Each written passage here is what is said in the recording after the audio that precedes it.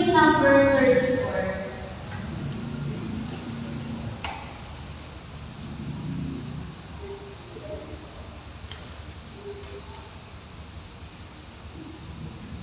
With the song of joy and gladness, let me sing.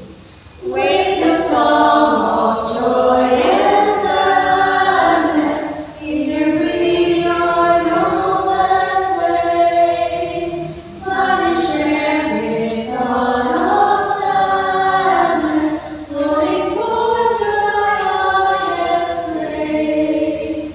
Sing to Thee whose careless brows once again in friends to be, and whose loving voice has taught us of the way to Jesus' feet.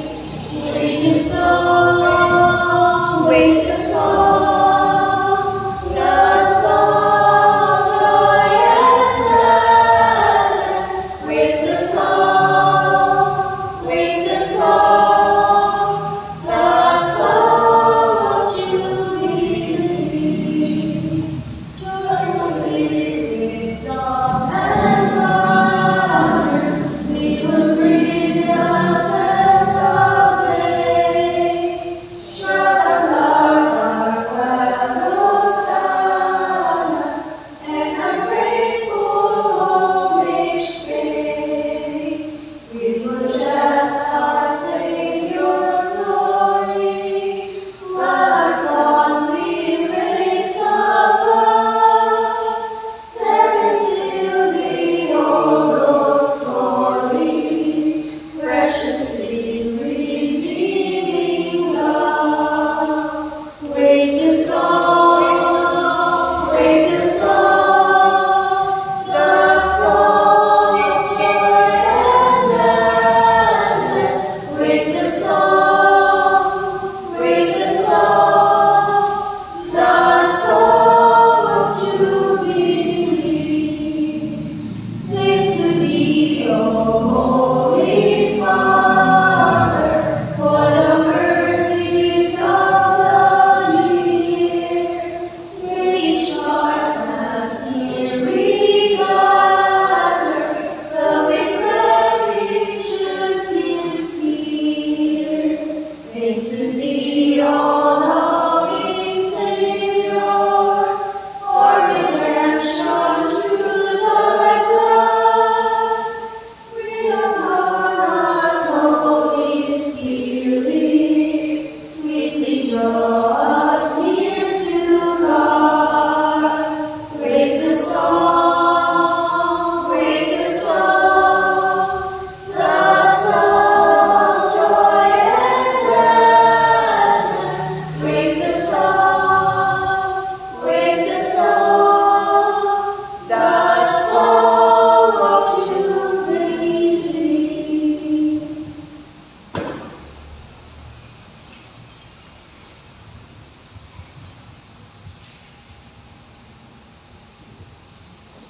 Bayan bago tayo lumuhod sa panalangin, ay buksan po ang ating Biblia sa Awit 91, verse 10 hanggang 12 po.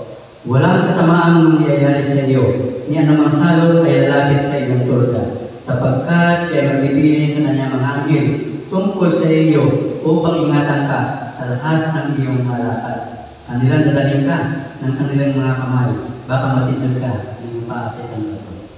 Maglalaro tayo loob para sa panalangin. Dakila namin Diyos, Ama naming banal sa mga langit. Maraming salamat po, Ama, sa mga araw na nagaan na kami po ay iyong ingatan at tinabayan sa lahat ng aming gawain. Lalo na po sa maghabang po, Panginoon. At narito kami sa iyong bahay sa Panginoon na patuloy, nagpapasalamat at nagpupuri sa iyong pangalan, Panginoon, sa iyo pong walang hanggang biyaya ng kabutihan at pag-ibig sa amin. Pagpalain naman ang aming mga pag-aaral ng Panginoon, lalo po sa katawan ni Sister Ruth, nawa po ay kayo po magpapala sa kanyang mga sasabihin at hindi kalugudugot po sa aming palitin Panginoon. Hindi mo pala sa Ama, patawad po sa lahat ng mga kasalanan iligtas ulit kami sa mga panganib, disgrasya, sakuna, sa karamdaman, lalo na po sa mga aming nabagong sa mga. Ito aming galing hiling at pagpasalamat sa pangalan ng Jesus. Amen.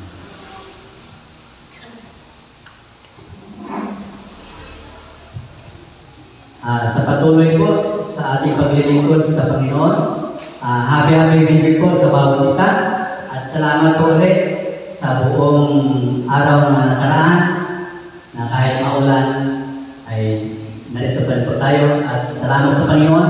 Binigyan tayo ng magandang panahon para sa patuloy sa pagpapasalamat at paglilingkod sa kanyang pagpupuri sa kanyang banal na pangalan at pagpasalamat sa kanyang pong walang hanggang pag-iingat at pagmamahal sa atin na kahit po na maraming mga nangyayari sa kapaligiran o sa buong mundo, gaya lang po ng mga lindol at yung bulkan na putok, lalo na po kanina, ay may lindol po ulit sa Iloilo. Kaya salamat po tayo sa Panginoon at patuloy po tayo mga panalangin at pagpasalamat sa kanyang walang hanggang kabutihan at pag-iingat sa atin.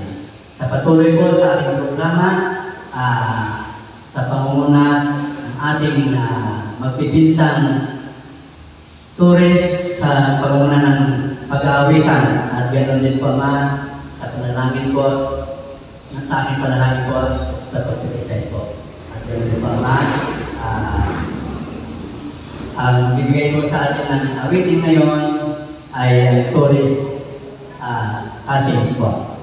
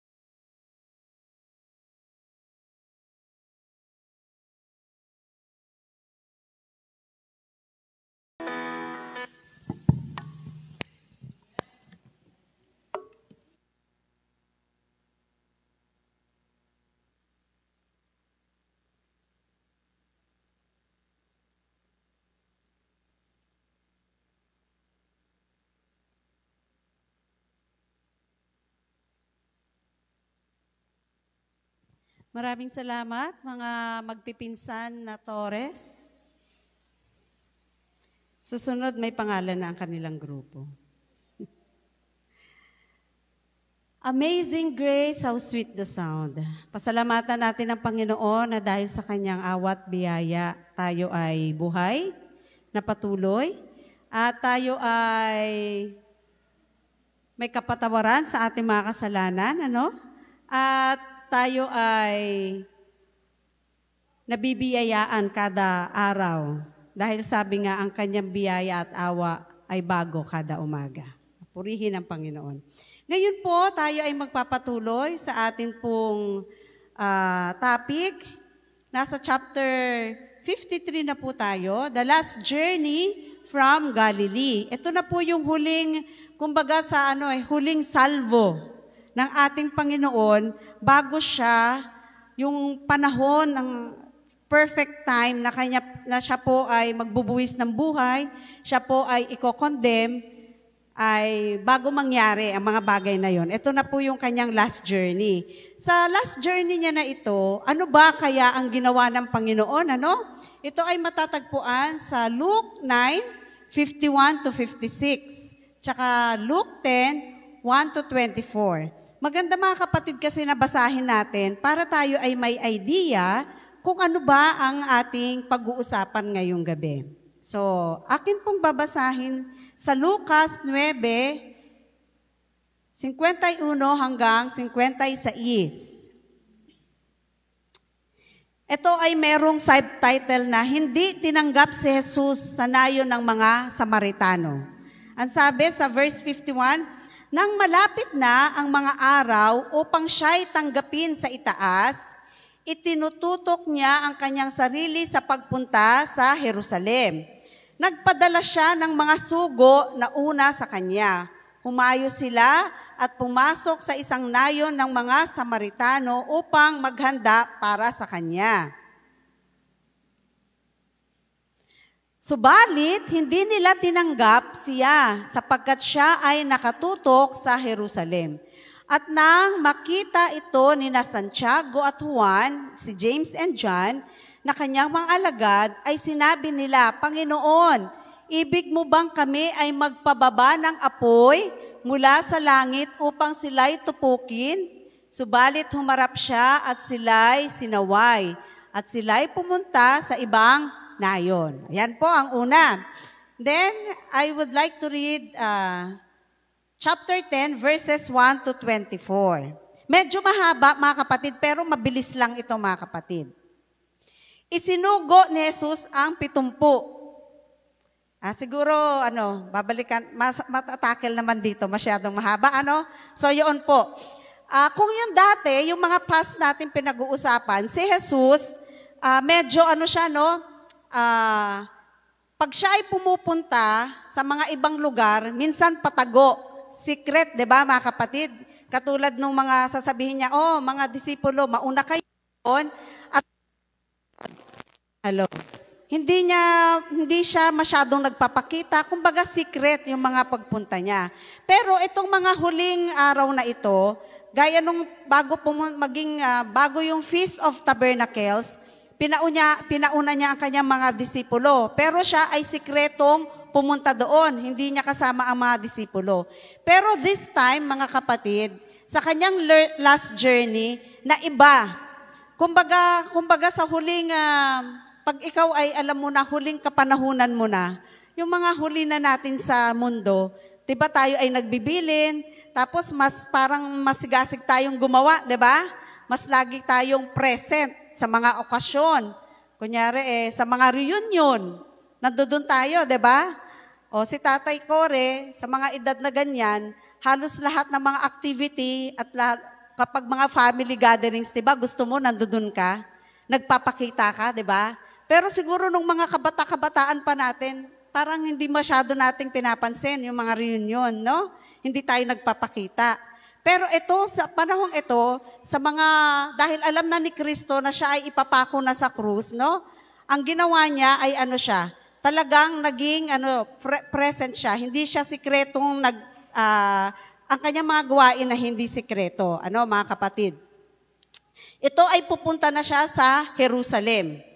Yung mga disipulo, pwede naman siyang sabihan na, Panginoon, yung kanilang Jesus. Guro, ang tawag nila, di ba? Guro, pwede naman nilang hindi papuntahin si Jesus doon. Dahil alam nila, ang madadatnan ni Jesus sa Jerusalem ay hostility. No? Kasi hindi nga siya tanggap ng mga priest. No? Nung kung sino yung naglilingkod na mga lingkod sa simbahan ay hindi siya tinatanggap. So, hostile ang mga tao sa kanya. Pero, sabi nga ng ating Panginoon, sabi niya, ang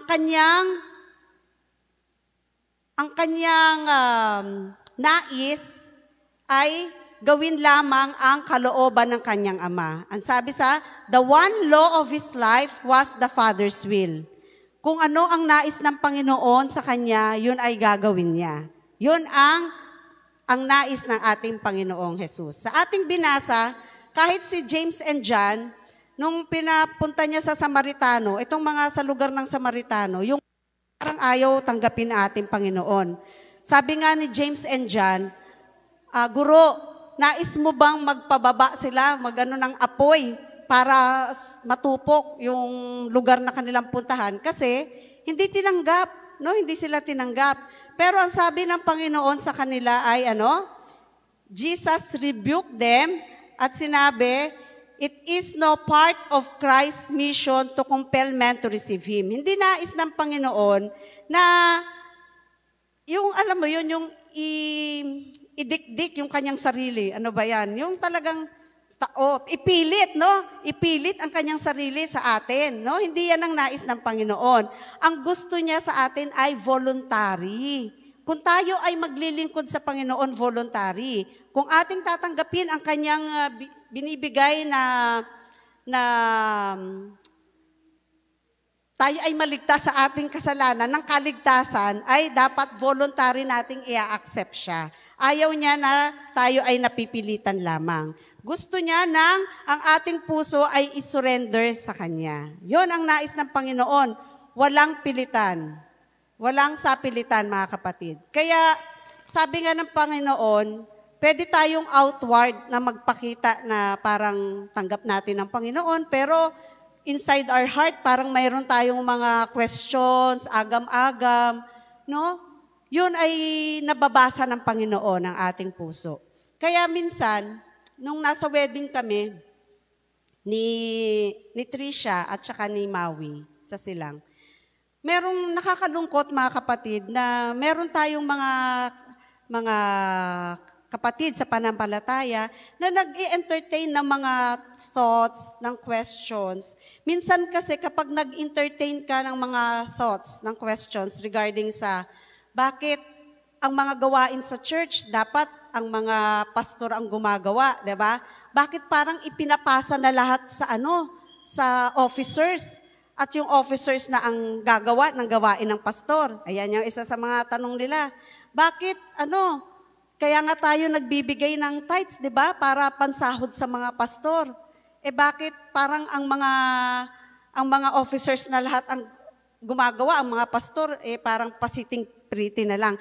Yung mga ganong thoughts, kapag in-entertain natin yung mga bakit, uusbong kasi yung doubt sa atin, di ba? So, mahirap mag-entertain ng mga ganon. Kaya, mga kapatid, mas maganda na lang na tayo ay maglingkod ng buong puso at wag na tayo mag-entertain ng mga ganon thoughts kasi baka gamitin yan sa atin ng Satanas at tayo ay mawala sa paglilingkod sa kanyang gawain. So dito sa chapter 10 to 24, dito naman, 'di ba may 12 disciples si Jesus. This time nagsugo siya ng 70, 70 na mga disipulo. Yan, 70 na mga disipulo. At anong ginawa nito? Pinapunta niya from town to town, At sabi nga, kapag sa pagpunta niyo from town to town, at meron sa inyong hindi tumanggap doon, ang gagawin niyo ay, dito yung nababasa natin na lumabas ka, ipagpag mo, Parang dust of your... Pero gagawin dapat yan, sabi dito sa atin, gagawin mo yan ng dapat walang resentment, no? Huwag mo siyang gagawin na parang may resentment. Or dahil hindi ka tinanggap, ikaw ay nagdamdam o parang ikaw ay nasaktan, no?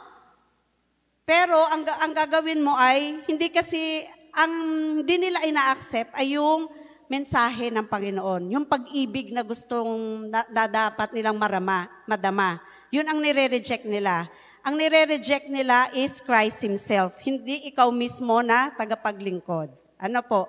Kaya tayo mga kapatid, meron din tayong mga pangangaral na parang walang bunga, no?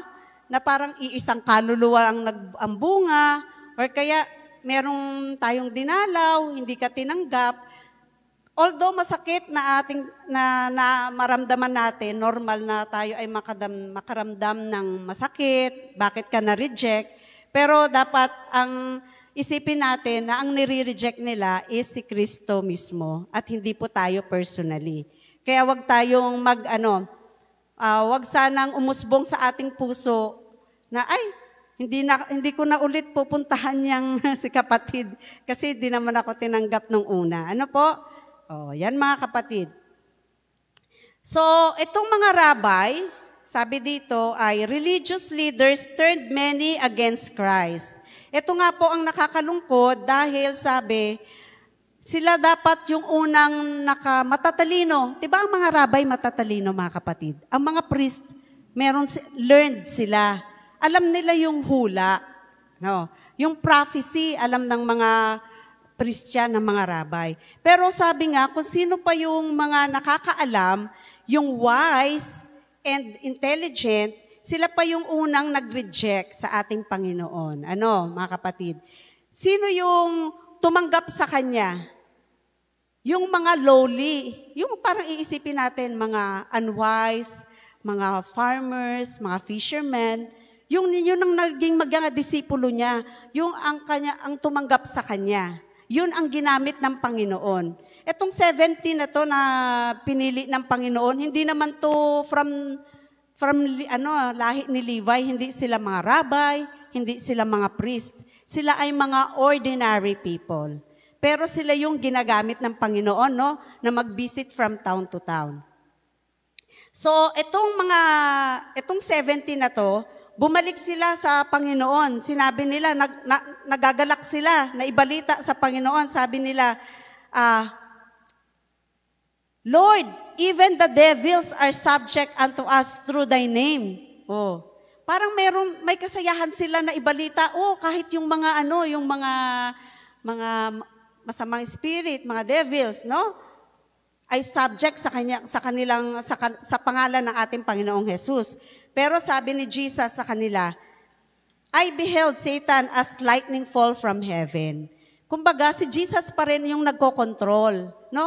Kaya hindi kayo nagagapi ng kalaban, kasi siya pa rin ang nagkokontrol. I beheld, sabi niya, Satan, I have given power unto you. Ito yung binigay sa 70, binigyan sila ng power na kahit yung mga serpents at mga scorpions, lahat ng power ng enemy ay hindi sila masasaktan. Walang makakadapot sa kanila na mga evil spirits, kahit yung mga serpents and scorpions ay hindi sila masasaktan. Ano ang sikreto, mga kapatid? Yung power of the Holy Spirit is the defense of our soul. Kapag tayo ay nagpagamit, tayo ay going on sa leading ng Holy Spirit, yun ang ating source of power. Nung si Kristo, bago siya pumunta sa heaven, ay bumalik sa kanyang Ama, ang iniwan niya ay ang Holy Spirit, no? God, the Holy Spirit. Yun ang iniwan niya sa atin. At doon din tayo, mga kapatid, sa ngayon, sa ating in our time, ang Holy Spirit, the power of the Holy Spirit, ang nagko-convict sa atin, di ba? Nagga-guide sa atin. Pag hiniling natin na turuan tayong mamili ng tama, siya yung magbibigay sa atin ng willpower to do. And to choose and to do what's good and what's right. Ano, mga kapatid? Ito lang, mga kapatid, ang warning. No? Sabi, huwag kayong mag-rejoice. Ano? Huwag kayong magalak. Because sa mga ganyan, yung mga spirits, ay hindi kayo nasasaktan. Sa mga scorpions, na kayo ay kayo ay free from sa mga hurtful na mga bagay na ito. Magalak kayo dahil ang inyong pangalan ay written in heaven.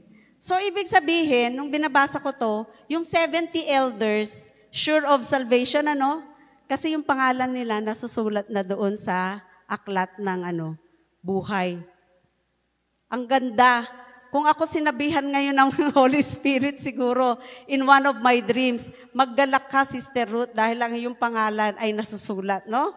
Sa aklat ng buhay. Sino bang hindi magagalak? No?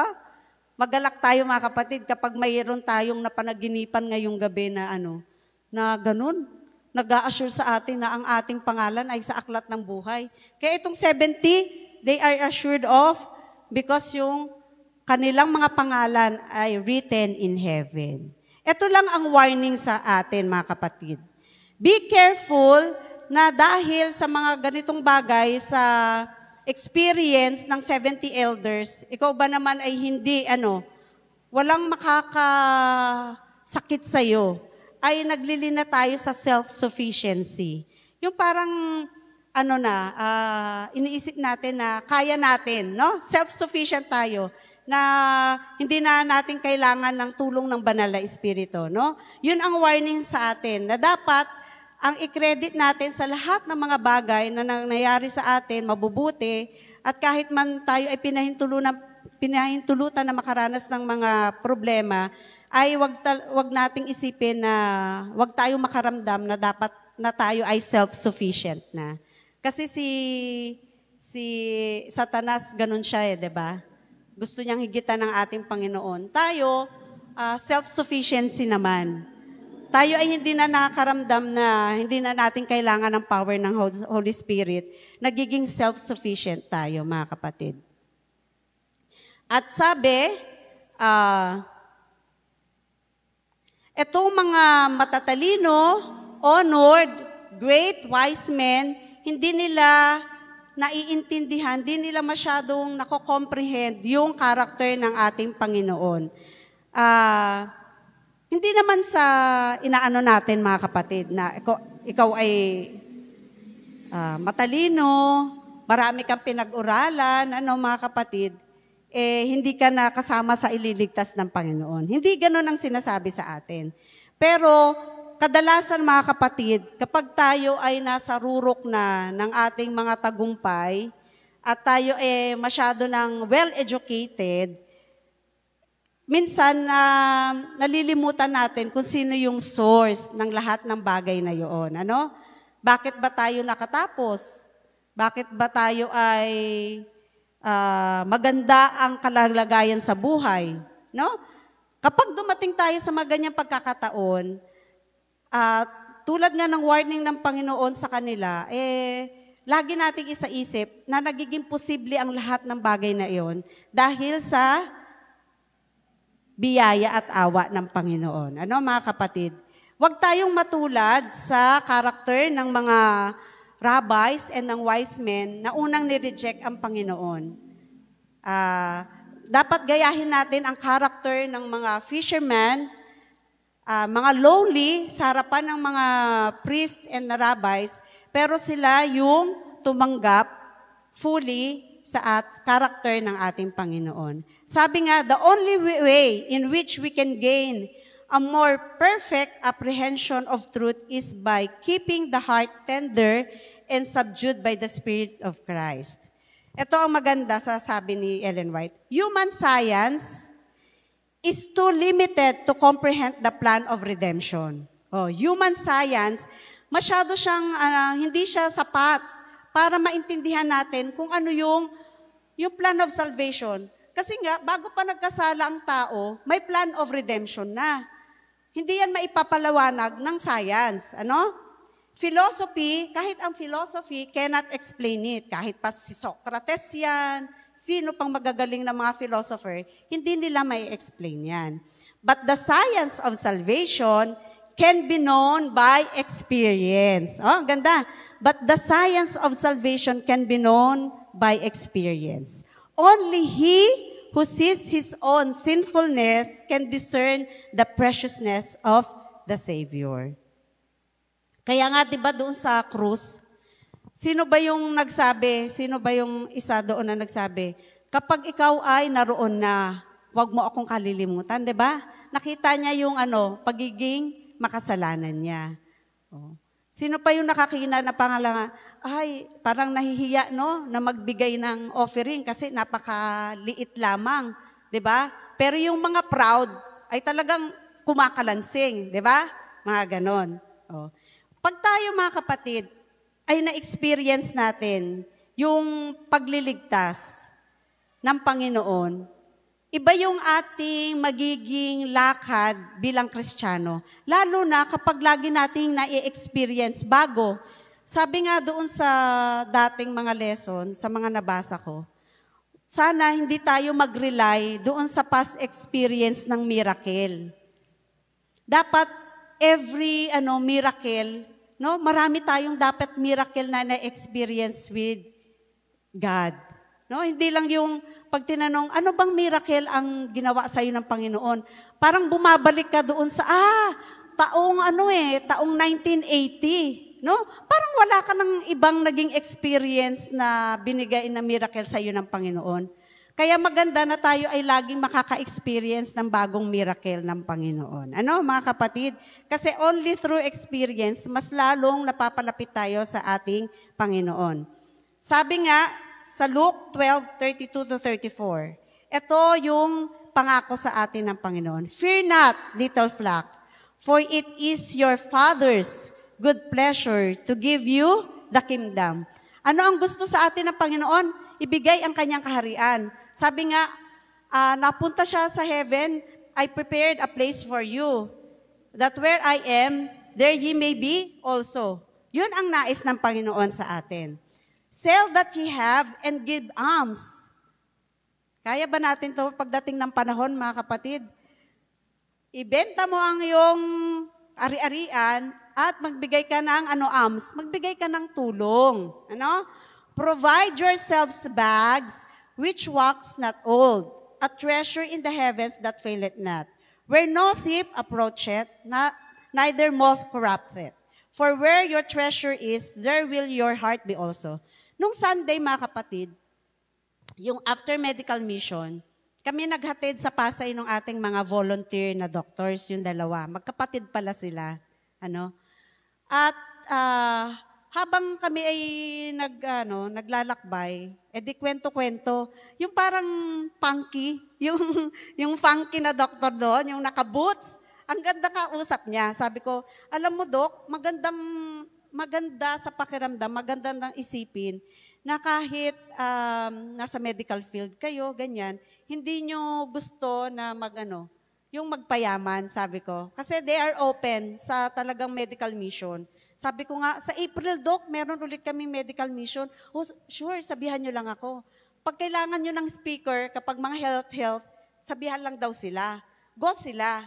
Kasi sabi niya, hindi na natin kailangan magpayaman ngayon, sister, kasi malapit nang dumating ang Panginoon. So yung mindset niya, ay hindi na talaga siya magpayaman. Ang mindset niya ay to go, na mag-volunteer sa mga ganyang gawain. So sabi ko, nakakatuwa naman, Dok, kasi may mga ganyan pala, na ganyan ang mindset ngayon, no?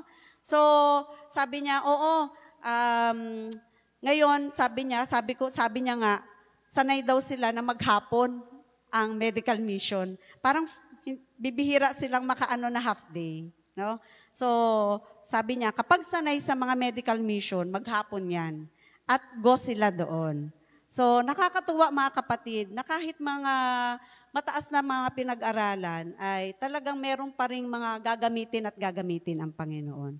Kaya, ang payo sa atin ngayon, mga kapatid, ay Ano ba ang pipiliin natin? Pagdating ba ng panahon, tayo ba ay magpapagamit sa Kanya? Kaya ba nating, pag time na ng panahon at yung Holy Spirit na magsasabi sa iyo, kasi sa mga writings ni Ellen White, sabi niya, the Holy Spirit will tell you when to sell your property.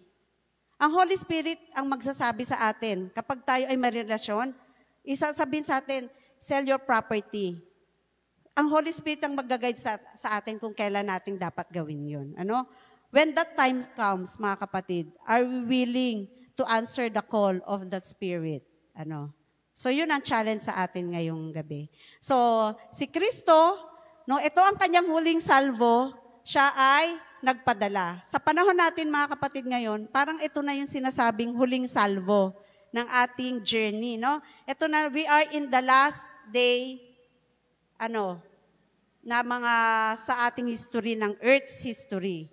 At kaya, mga kapatid, sabi nga, the fields are many, but the laborers are few. Ang challenge sa atin, tayo ba ay magiging laborer ng ating Panginoon in this last day? So tayo po ay dadako sa ating pong mga reflection, mga kapatid. At siguro, ano ba ang pwede nating magawa sa ating, kung ito na ang huling journey natin sa Earth's history, ano yung pwede nyong gawin? Ano? Personal na lang, mga kapatid. Ano ang pwede nyong para sa Panginoon. And then, I reacted.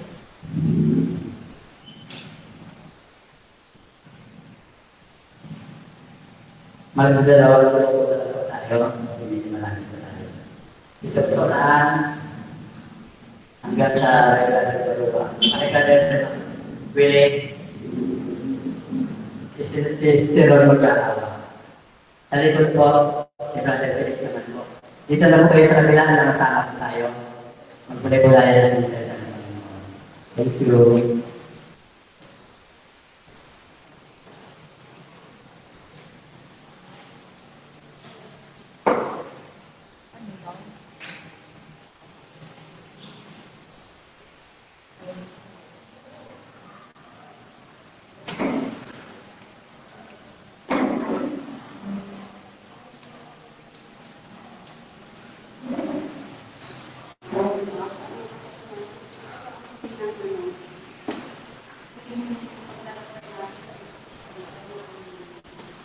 Thank you.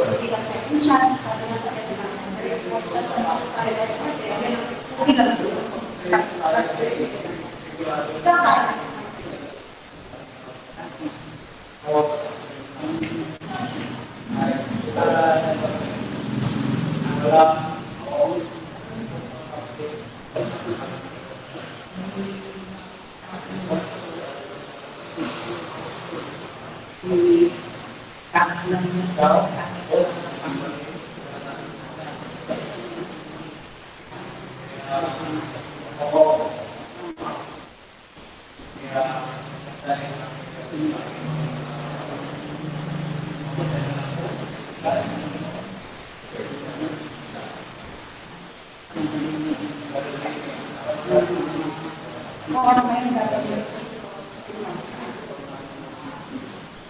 Mga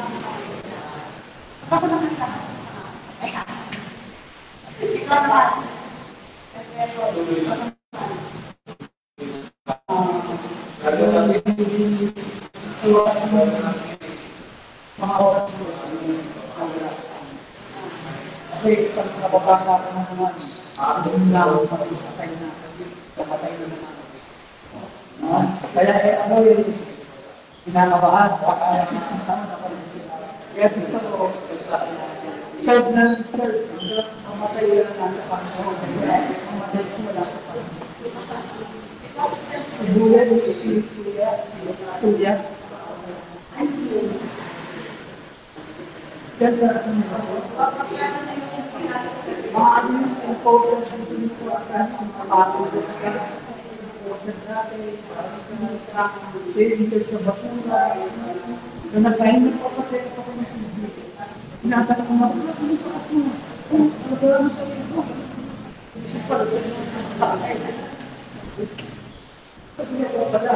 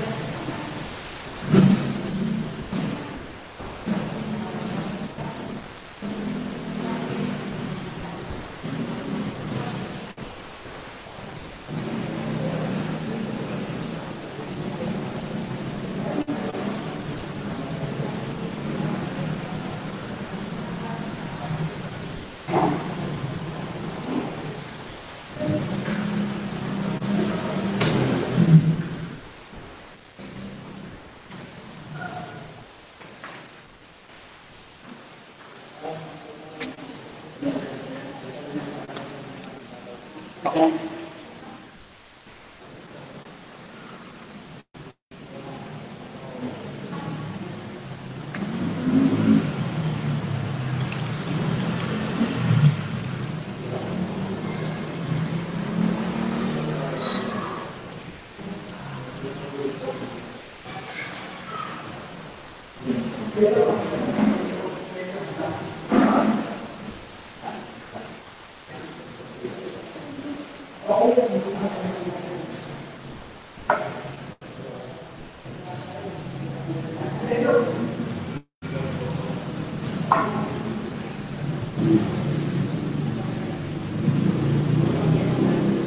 Who are closing the song, let us all stand and sing. Growing nearer. Hymn number 306.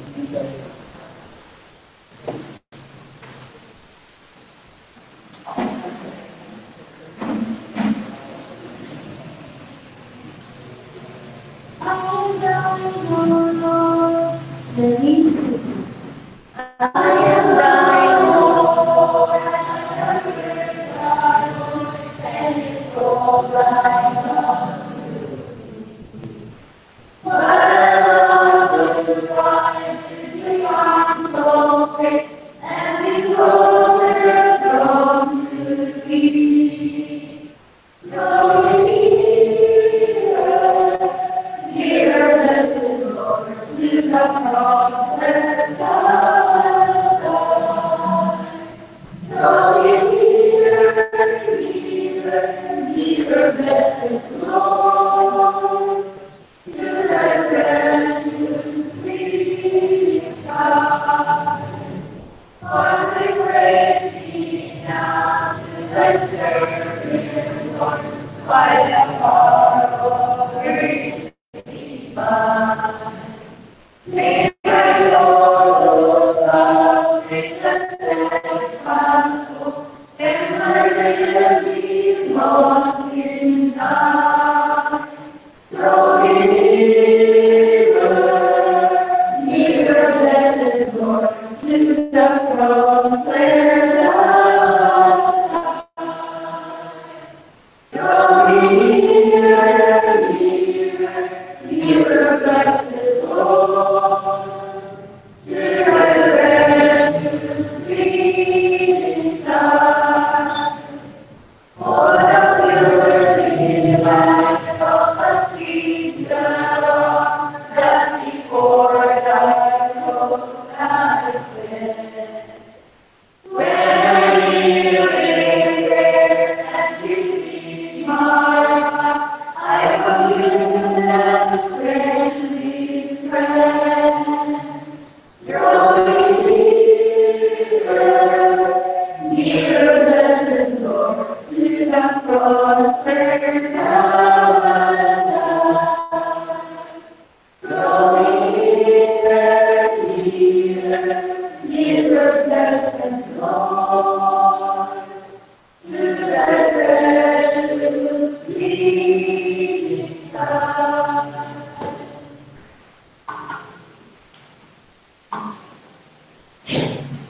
Tayo po namin mapagpahal ng Diyos.